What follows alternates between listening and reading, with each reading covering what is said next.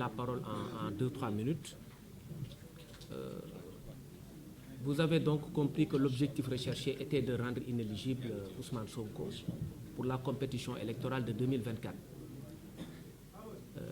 Quelles que soient les hypothèses en place ou les déclarations et positions des uns et des autres, il s'agit simplement de le rendre inéligible. Je rappelle qu'il s'est agi en l'espèce d'une affaire de diffamation, donc d'une affaire privée. La partie civile, M. Mamba Niang, s'était dite satisfaite lorsqu'elle était sortie de l'audience et a remercié tous les Sénégalais. Quelque temps après, il a été reçu en conférence de presse et il a dit ceci. Ousmane Sonko n'a pas encore échappé à l'inéligibilité.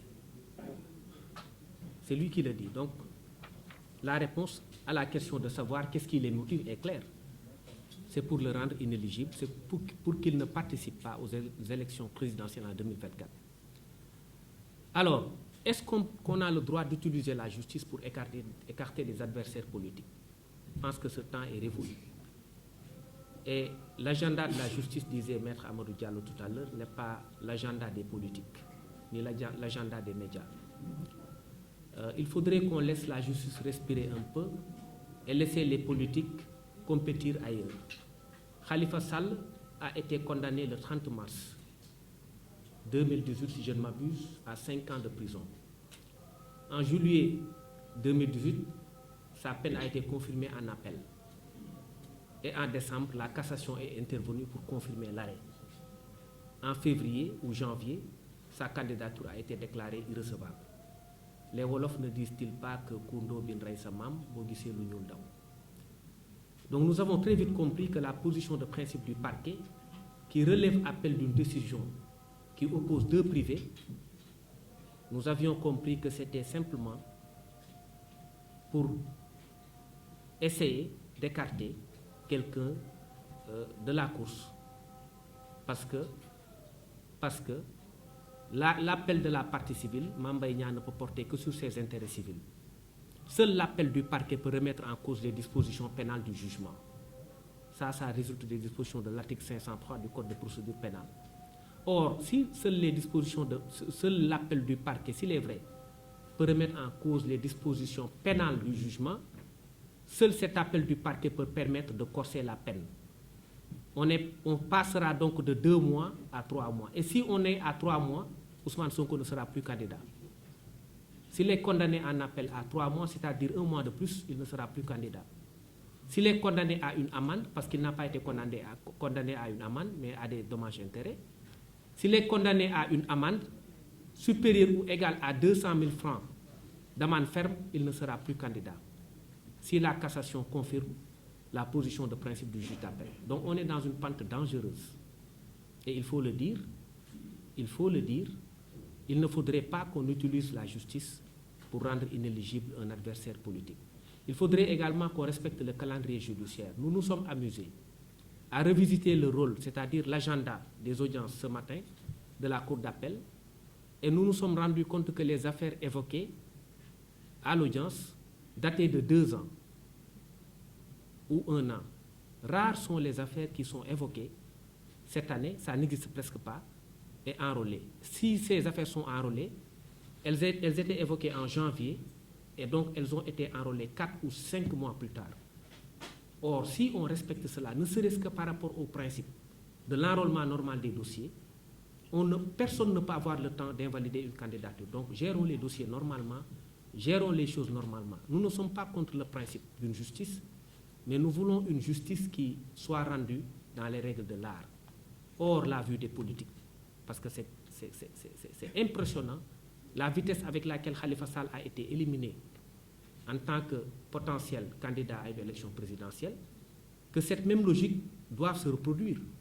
Et donc il y a fort à craindre que dans les meilleurs délais, l'appel soit enrôlé, que la peine ne soit aggravée et que la cassation ne confirme cela pour qu'en définitive, le président Ousmane Sonko ne soit pas candidat à la compétition électorale de 2024. Il y a un fait majeur également qu'on voudrait dénoncer, on l'a dit, la question des barricades. Mais n'êtes-vous pas choqué par le fait qu'on puisse briser la vitre d'un véhicule, d'une personne, pour l'extirper de force et l'amener au tribunal. Parce que c'est comme si on avait plus une certaine capacité d'indignation, mais c'est des faits extrêmement graves. Quelqu'un qui se rend au tribunal, vous accordez vous-même la liberté de briser sa vitre, de le faire sortir de force et de l'amener à comparaître au tribunal pour un dossier de droit commun de diffamation, sans mandat d'un juge, sans ordre de quelque autorité judiciaire que ce soit, et vous vous permettez ensuite de barricader son domicile et de l'empêcher d'exercer sa liberté d'aller et de venir. Et cela ne se passe qu'au Sénégal. Et ça semble n'étonner personne. Et donc ce sont là des violations graves des droits humains qui aujourd'hui devraient être sanctionnées. Et sous ce rapport-là, nous avions déposé des plaintes, aujourd'hui restées sans suite au parquet de Dakar. Je voudrais juste vous donner deux exemples. Le dossier de Souleymane Teliko. Ce dossier a été évoqué le 2 avril 2021. Il est mis en délibéré pour le 18 avril 2023. Donc 2 ans, jour pour jour. Le dossier de Barthélémy Diaz, il est pendant depuis presque 10 ans ou plus. Alors pourquoi veut-on? Parce que simplement on veut écarter un adversaire politique de la part de la partie civile, faire accélérer les choses, dans quelques mois, 1 mois ou 2 mois, juger l'affaire, dans 3 mois, 4 mois, juger l'affaire en cassation, appel, cassation, élimination. Mais si on laisse passer cela, mais on sera peut-être indolent vis-à-vis d'une certaine violence qu'on veut exercer au cœur du droit. Ce n'est pas tolérable. Et donc, je pense que tout a été dit par mes excellents confrères. Pour le reste, j'ai essayé un peu de résumer les choses. Je pense qu'on peut ouvrir les questions. On peut en prendre 3 pour vous permettre d'aller observer la coupure du jeûne. Merci. Tu as résumé. J'ai essayé de résumer.